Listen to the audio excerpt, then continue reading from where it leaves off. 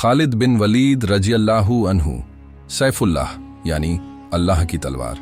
तारीफ हज़रत खालिद बिन वलीद रजी अल्लाहु अन्हु इस्लामी तारीख के सबसे अजीम जंगी सिपहसालारों में से एक, वो बहादुर मुजाहिद जिनका नाम दुश्मनों के दिलों में खौफ और मुसलमानों के दिलों में जोश भर देता था।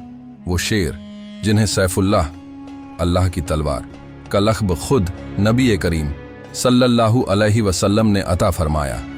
एक ऐसा लीडर जिनकी जंगी चालों ने इस्लाम को फतह दर फतह नवाजा। इब्तिदाई जिंदगी साल 592 ईस्वी, मक्का मुकर्रमा की पाक सरजमीन, कुरैश का मशहूर बनु मखजूम कबीला, जहां एक बच्चा पैदा होता है। ये कोई आम बच्चा नहीं था, ये थे खालिद बिन वलीद, एक ऐसा खानदान जो अपनी बहादुरी, शुजाअत और जंगी काबिलियत के लिए मशहूर था। खालिद बचपन से ही तलवारबाजी, घुड़सवारी और जंगी चालों में माहिर होते जा रहे थे। इस्लाम के खिलाफ जंगें और फिर इस्लाम कबूल करना। पहले वो इस्लाम के सख्त मुखालिफ थे। गज़वा-ए ओहद 625 ईस्वी में कुफ्फार मक्का की तरफ से लड़े।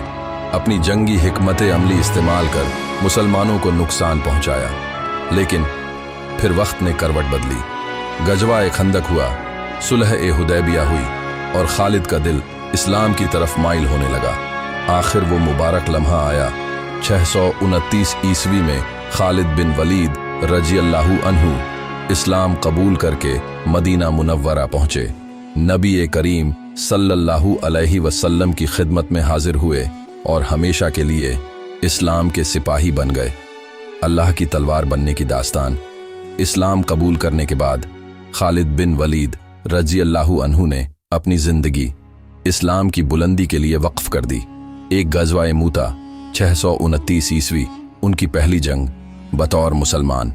लेकिन हालात मुश्किल थे। इस्लामी लश्कर के 3 बड़े सिपहसालार शहीद हो चुके थे। यकीनी हार सामने थी। तब खालिद बिन वलीद रजी अल्लाहु अन्हु ने मोर्चा संभाला।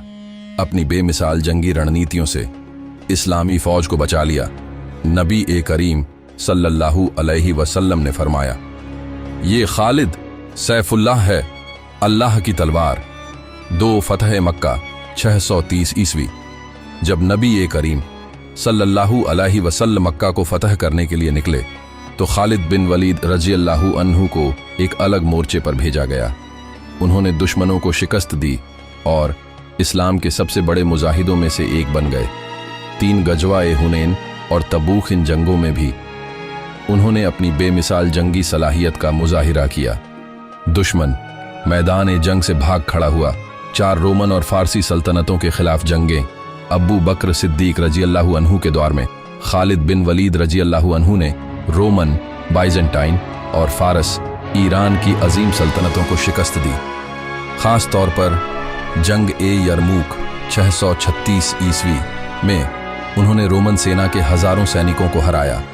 बेमिसाल जंगी हिकमत, तेजी से हमला कर दुश्मन को हैरत में डाल देना, दुश्मन की सेना को छोटे छोटे हिस्सों में तकसीम करके कमजोर करना, घुड़सवार सेना का बेहतरीन इस्तेमाल करना, दुश्मन को धोखे में रखकर नई नई जंगी चालें अपनाना, यही वो खालिद बिन वलीद रजी अल्लाहु अन्हु सैफुल्लाह यानी अल्लाह की तलवार